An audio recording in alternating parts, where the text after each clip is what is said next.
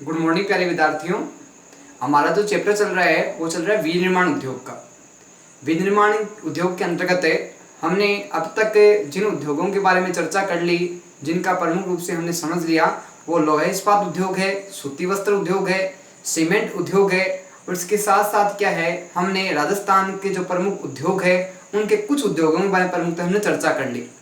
अब आज हम चर्चा करेंगे प्रमुखतः नमक उद्योग के बारे में, और इसके साथ साथ क्या है कि विनिर्माण उद्योग से कुछ होने वाली जो समस्याएं हैं, जो घटनाएं हैं, जिनका हमारे वर्तमान जीवन में प्रभाव पड़ता है, उसके बारे में प्रमुखतः चर्चा करेंगे। इसके साथ साथ क्या है कि इन जो घटनाओं के होने के कारण व्यक्ति का जीवन किस प्रकार से प्रभावित होता है, किस प्रकार से हमारे प्राकृतिक पर्यावरण को नुकसान पहुंचता है, इसके बारे में तो प्रमुखतः हम चर्चा करेंगे। तो इसके लिए हमें कुछ अन्य चीज़ों को समझना होगा जो प्राकृतिक कारण से पर्यावरण को प्रभावित करती है। तो हम सबसे पहले बात करेंगे आज नमक उद्योग के बारे में प्रमुखतः हम चर्चा करेंगे। राजस्थान के अंतर्गत है नमक उद्योग है, किस प्रकार से एक अपने आधुनिक स्वरूप के कारण विकसित अवस्था में रहता है। इसके साथ नमक का कौन सा क्षेत्र है प्रमुखतः वो राजस्थान में प्रसिद्ध रहा है नमक बनाने की दृष्टि से, इसके बारे में प्रमुखतः हम चर्चा करेंगे। सबसे पहले बताती है नमक व रसायन उद्योग। नमक और रसायन उद्योग है वो प्रमुख रूप से कुछ क्षेत्रों से जुड़े हुए हैं, इसके बारे में तो प्रमुखतः हम चर्चा करेंगे। बात आती है खारे पानी की झीलों से नमक बनाने का कार्य। बात यह आती है कि खारे पानी है उसके द्वारा नमक का निर्माण होता है। तो ध्यान रखना कि नमक को बनाने के लिए मीठे पानी के बजाय कौन सा पानी उपयुक्त रहता है, खारा पानी उपयुक्त रहता है। बात आती है कि ये जो खारा पानी है ये प्रमुखतः कहाँ मिलता है, हमें किस प्रकार से इसकी उपलब्धता मिलती है। तो झीलों के द्वारा क्या है प्रमुखतः ये हमें खारा पानी प्राप्त होता है, और जिसके द्वारा क्या है प्रमुखतः नमक बनाने का कार्य प्रमुखतः किया जाता है। हमें जिस अवस्था में नमक प्राप्त होता है वो शुद्ध अवस्था में प्राप्त नहीं होता, बाद में इस नमक का क्या है शोधन कार्य किया जाता है, और इसके जो अपशिष्ट है उसको हटा के और शुद्ध नमक है, रिफाइंड जो नमक है वो प्राप्त किया जाता है। और मार्केट में अपने विभिन्न प्रकार के क्या है नमक के ब्रांड है वो प्रचलित है। कुछ आयोडीन है, कुछ सूर्या है, कुछ सरस है, कुछ तेजस है। तो विभिन्न प्रकार के ब्रांड है वो मार्केट में देखने को मिलते हैं। सब ब्रांडों की जो गुणवत्ता है, जो उसकी शुद्धता है वो अलग अलग होती है। उसके साफ सफाई संबंधित कार्य, उसको अपशिष्ट से अलग करने के कार्य, इस कारण क्या है कि ये अलग अलग क्षेत्र में अलग अलग ब्रांड है वो प्रचलित हैं। बात आती है कि देश की सबसे बड़ी खारे पानी की झील कौन सी है। हम अपने देश भारत की बात करें कि भारत में सबसे बड़ी जो खारे पानी की झील है जिससे नमक उत्पादन है प्रमुखतः किया जाता है। तो ध्यान रखना कि भारत में सबसे बड़ी जो खारे पानी की झील है वो है सांबर झील। कौन सी झील है? सांबर झील है वो देश की सबसे बड़ी खारे पानी की झील है जिसमें अधिक मात्रा में नमक का उत्पादन प्रमुखतः किया जाता है। अब बात आती है कि सांबर झील है ये कौन से जिले से संबंधित है प्रमुखतः? राजस्थान के। ध्यान रखना जो सांबर झील है खारे पानी की ये जयपुर राज्य जिले से प्रमुखतः संबंधित है। किस जयपुर जिला किसमें आता है? राजस्थान में। बात आती है कि सांबर से सर्वाधिक नमक का उत्पादन, सबसे अधिक जो उत्पादन नमक का होता है, यह नमक बनाने का जो कार्य किया जाता है वो सांबर झील से हमें जो प्राप्त होता है नमक, उसके द्वारा क्या है कि सर्वाधिक उत्पादन नमक का किया जाता है। और भी अन्य झीलों का प्रमुख रूप से महत्व है, लेकिन उनमें से क्या है कम मात्रा में नमक प्राप्त होता है। अगर सर्वाधिक नमक प्राप्त करने की बात की जाए, सर्वाधिक नमक बनाने की बात की जाए तो सांबर का स्थान प्रथम आता है। बात आती है कि सांबर है उसके द्वारा सोडियम सल्फेट का कारखाना है। सोडियम में सल्फेट का जो कारखाना है वो कहाँ पे स्थापित किया गया है, कौन से स्थान पे और कौन से जिले से संबंधित है। तो ध्यान रखना सोडियम सल्फेट का जो कारखाना है वो डीडवाना में स्थापित किया गया है। कहाँ स्थापित किया गया है? डीडवाना में स्थापित किया गया है। और डीडवाना राजस्थान के कौन से जिले में आता है?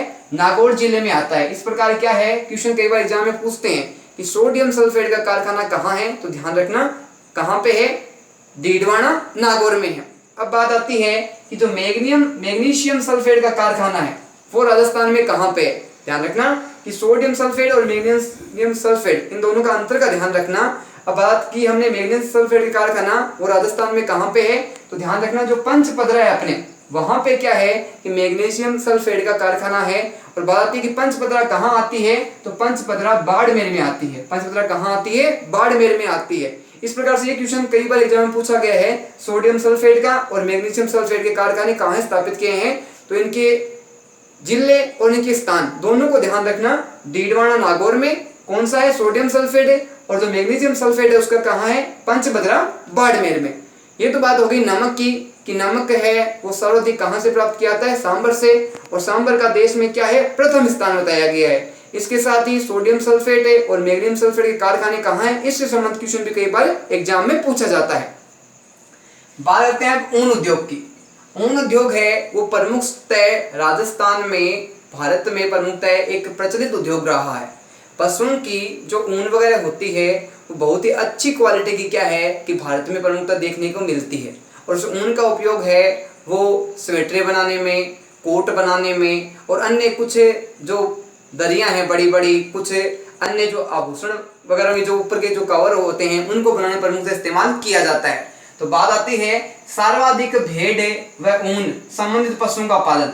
सर्वाधिक जो भेड़ है और उसके साथ क्या है, ऊन से संबंधित जो पशुओं का कार्य है वो प्रमुखतः भारत के कौन से जिले में किया जाता है, तो ध्यान रखना भारत का जो राजस्थान है राज्य, वहां प्रमुखतः क्या है कि भेड़ और ऊन से संबंधित पशुओं को प्रमुख से पाला जाता है। पशुओं को पालने का पीछे उद्देश्य होता है प्रमुखतः दूध प्राप्त करना, और उसके साथ साथ उनके जो ऊन है, उनके जो बाल है, उसका इस्तेमाल क्या है, विभिन्न प्रकार के वस्त्रों के निर्माण में प्रमुखतः किया जाता है। इस प्रकार स्पष्ट है ये बात है कि भेड़ और जो अन्य पशु है उनके उपयोग किस आधार पर किया जाता है, कि पशुओं का उपयोग प्रमुखतः राजस्थान में ऊन प्राप्ति की दृष्टि से और विभिन्न प्रकार के कपड़ों के निर्माण की दृष्टि से किया जाता है। बात आती है कि जो ऊनी कंबल है और नमदे बनाने का जो कार्य है, ऊनी कंबल और नमदे बनाने का जो प्रमुखतः कार्य है वो राजस्थान के कौन कौन से जिलों में किया जाता है प्रमुखतः, तो ध्यान रखना कि बीकानेर, जोधपुर, बाड़मेर और पाली, ये चार जो प्रमुख राज्य हैं, यहाँ प्रमुखतः क्या है कि नमदे और इसके साथ साथ क्या है, ऊनी कंबल है, वो विशेष रूप से इन स्थानों के, राजस्थान के चार जिलों के प्रसिद्ध है, वो भारत में रहे हैं। कहाँ कहाँ पे, बीकानेर, जोधपुर, बाड़मेर और पाली, इन चार स्थानों के ऊनी कंबले और जो नमदे हैं वो प्रमुख प्रसिद्ध रहे हैं। बात आती है तिलहन उद्योग की। तिलहन उद्योग के द्वारा क्या है कि क्या प्राप्त किया जाता है, तेल को प्राप्त किया जाता है, और इसके साथ इस तेल का उपयोग है वो हमारे खाद्य पदार्थ के रूप में, और बड़े बड़े कारखानों में मशीनों से संबंधित जो रख रखाव संबंधित कार्य है उसमें प्रमुखतः किया जाता है। तो तिलहन का उपयोग प्रमुखतः किस रूप में होता है, औद्योगिक क्षेत्र में, और खाद्य पदार्थों में प्रमुखतः इसका इस्तेमाल है वो प्रमुखतः किया जाता है। बात आती है देश के तिलहन में राजस्थान का स्थान कौन सा है। राजस्थान है उसको भारत में कौन सा स्थान मिला हुआ है। वर्तमान में भारत में 28 राज्य हैं, उनमें से तिलहन की दृष्टि से बात की जाए तो प्रथम स्थान आता है हमारे राज्य राजस्थान का। किसका आता है, हमारे राज्य राजस्थान का। क्वेश्चन ये बनता है कि तिलहन की दृष्टि से भारत में प्रथम राज्य कौन सा है, तो ध्यान रखना भारत का जो प्रथम राज्य तिलहन की दृष्टि से वो कौन सा है, प्रथम स्थान राजस्थान का आता है। अब बात आती है प्रमुख रूप से जो तिलहन है वो कौन कौन से हैं, और उनके द्वारा तिल है उसमें जो प्रमुख रूप से जो तेल प्राप्त किया जाता है वो प्रमुख रूप से कौन कौन से तिलहन है, इसके बारे में प्रमुख बात करेंगे। बात आती है प्रमुख तिलहनों की, तो प्रमुख रूप से मूंगफली, सरसों, सोयाबीन, अलसी और अरंडी, इनका प्रमुखतः क्या है कि प्रमुखतः इनका फसलों का उत्पादन किया जाता है, और इनको फसलों के उत्पादन के पीछे प्रमुख उद्देश्य क्या होता है, तेल को प्राप्त करना। बात आती है आगे कि प्रमुख स्थान है कौन कौन से हैं जहाँ तिलहन से संबंधित उद्योग है या तिलहन से संबंधित प्रमुख फसलों का उत्पादन किया जाता है। तो ध्यान रखना प्रमुखतः क्या है कि भरतपुर, अलवर, जयपुर, दौसा, कोटा और बूंदी, इन प्रमुख राज्यों में क्या है कि तिलहन उद्योग का निर्माण प्रमुखतः किया गया है, स्पष्ट रूप से बताया गया है। इस प्रकार तिलहन उद्योग है वो कारखानों के रूप में, बड़ी बड़ी मशीनरियों के रूप में, और साथ में खाद्य पदार्थों के रूप में इसका प्रमुखतः इस्तेमाल किया जाता है। बात आती है औद्योगिक प्रदूषण की, कि हम जो ये उद्योग धंधे स्थापित कर रहे हैं, चाहे वो किसी भी प्रकार से हो, जो खनिज से संबंधित हो, चाहे प्राकृतिक संसाधनों से संबंधित हो, या वर्तमान की जो हमारी पद्धतियां हैं जिन्होंने हम प्राचीन पद्धतियों को त्याग करके नवीन पद्धतियों का इस्तेमाल किया है, तो उसके द्वारा औद्योगिक प्रदूषण भी होता है, जिसका हमारे जीवन पे कहीं ना कहीं किसी न किसी क्षेत्र में प्रमुख प्रभाव दिखाई देता है। बात आती है कि विनिर्माण उद्योग है सभ्यता और प्रकृति के विनाश का कारण है। तो विनिर्माण उद्योग है जिसके द्वारा कच्चे माल को पक्के माल में परिवर्तित किया जाता है, ये प्रमुख रूप से क्या है कि प्रकृति के लिए एक विनाश का घटक है और पर्यावरण को प्रदूषित करने का प्रमुख माध्यम बन गया है, जिसका प्रभाव है वो समस्त जीव जंतुओं पे, पशु पक्षियों पे, यहाँ तक कि मनुष्य पे इसका प्रभाव स्पष्ट दिखाई देता है। बात आती है नगरीकरण की। नगरीकरण कहा गया स्पष्ट रूप से ग्रामीण क्षेत्रों के लोगों का शहरों में जाकर रहना व काम करना। नगरीकरण का स्पष्ट जो परिभाषा है वो ये है कि जब गांव के लोग जब उनको रोजगार नहीं मिलता और रोजगार नहीं मिलने के कारण क्या है वो कहाँ चले जाते हैं, गांवों को छोड़ के शहरों में रहने लग जाते हैं। तो इस स्थिति को, इस व्यवस्था को क्या कहा गया है, नगरीकरण प्रमुखतः बताया गया है। अब बात आती है कि औद्योगिकरण है उसके जो प्रदूषण होता है उसके पीछे प्रमुखतः कौन से कारण होते हैं और नगरीकरण कैसे होता है, इसके बारे में प्रमुखतः हम चर्चा करेंगे।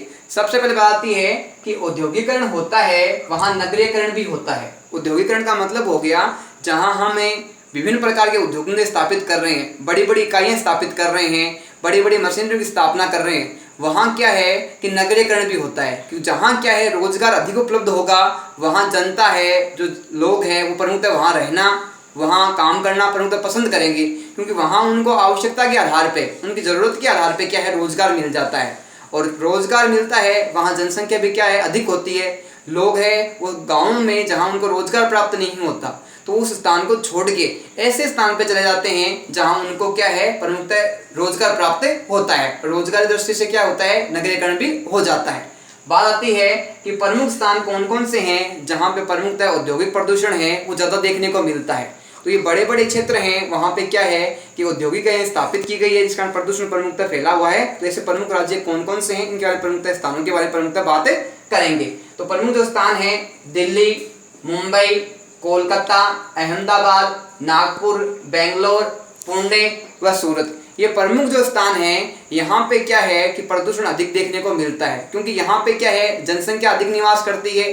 जनसंख्या अधिक निवास करने के साथ साथ क्या है कि यहाँ उद्योग धंधे स्थापित किए गए हैं। उद्योग धंधे स्थापित करने के साथ साथ क्या है कि यहाँ स्वच्छता वगैरह भी कम देखने को मिलती है। और इसके साथ क्या है यहाँ के जो प्राकृतिक संसाधन है उनका दोहन भी अधिक किया जाता है, जिस कारण क्या है कि यहाँ औद्योगिक प्रदूषण है इन स्थानों में प्रमुखतः देखने को मिलता है।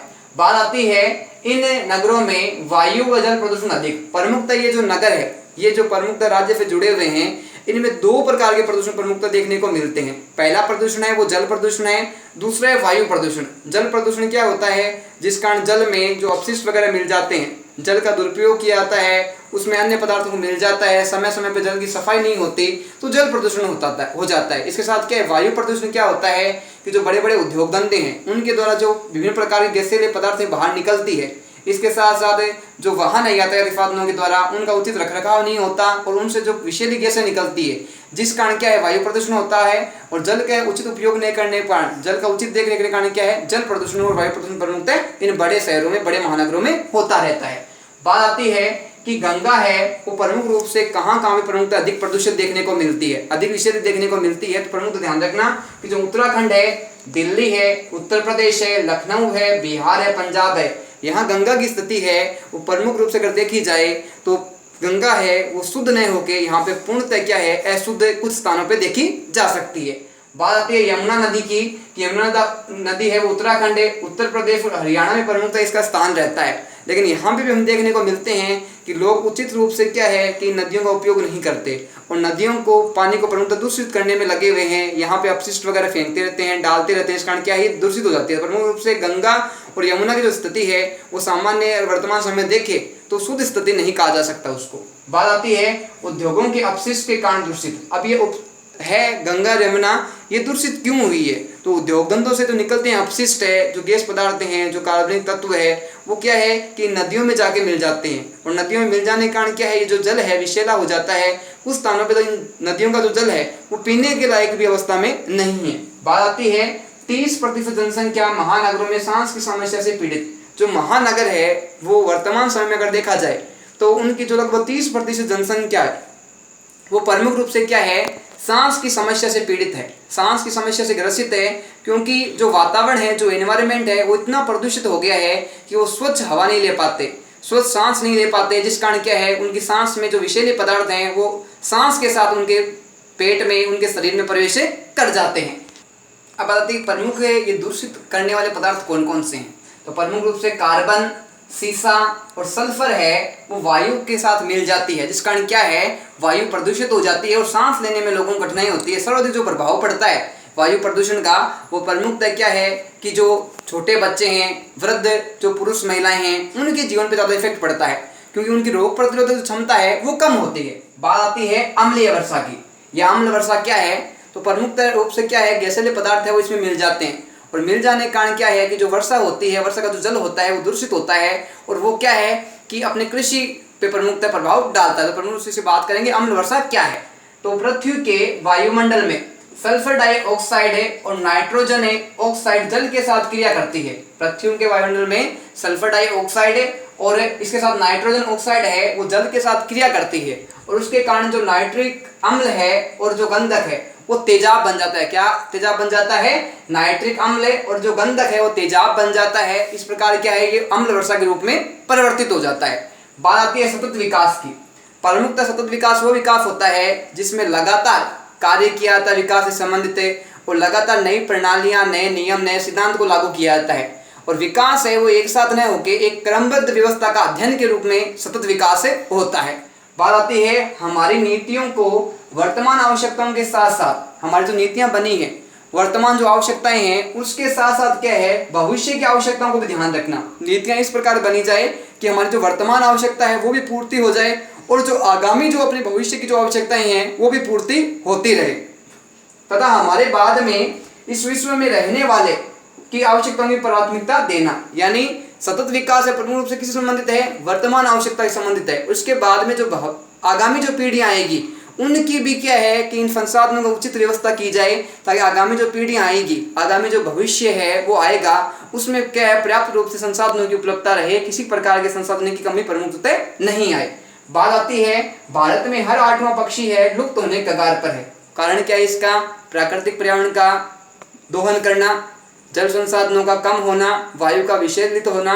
तो इस कारण क्या है प्रमुख हर 8वां पक्षी है भारत में वो विलुप्त होने के कगार पे है। प्रमुख रूप से क्या है कि जो डोडा और सोनचिड़िया है वो लुप्त होने के कगार पूर्णतः पहुंचे गए हैं। बात आती है भूमि की उत्पादन क्षमता कम। भूमि में नवीन प्रकार की क्या है कि तकनीक उपयोग करने के कारण, रसायनों का उपयोग करने के कारण, कीटनाशकों का उपयोग करने के कारण क्या है भूमि की जो उत्पादन क्षमता है वो धीरे धीरे कम होती जा रही है। बात आती है अकाल, बाढ़ व सूखे की समस्या। वर्तमान समय में देखते हैं कि अकाल की स्थिति उत्पन्न हो जाती है, बहुत सारी जगह पे बाढ़ की स्थिति उत्पन्न हो जाती है, बहुत से सूखे की स्थिति उत्पन्न हो जाती है। प्रमुख रूप से इसका कारण क्या है कि हम प्राकृतिक संसाधनों का, प्रकृति के साथ साथ जो जल स्रोत है उनके साथ हम प्रमुखतः छेड़छाड़ कर रहे हैं, पर्यावरण को प्रदूषित कर रहे हैं, पेड़ों को काटते जा रहे हैं, पानी को प्रदूषित करते जा रहे हैं। तो जब तक इन चीज़ों पे कंट्रोल नहीं होगा, जब तक इन पर नियंत्रण नहीं होगा, तब तक जो बाढ़ है, अकाल है, उसकी सूखे की समस्या का प्रमुखतः सामना नहीं किया जा सकेगा।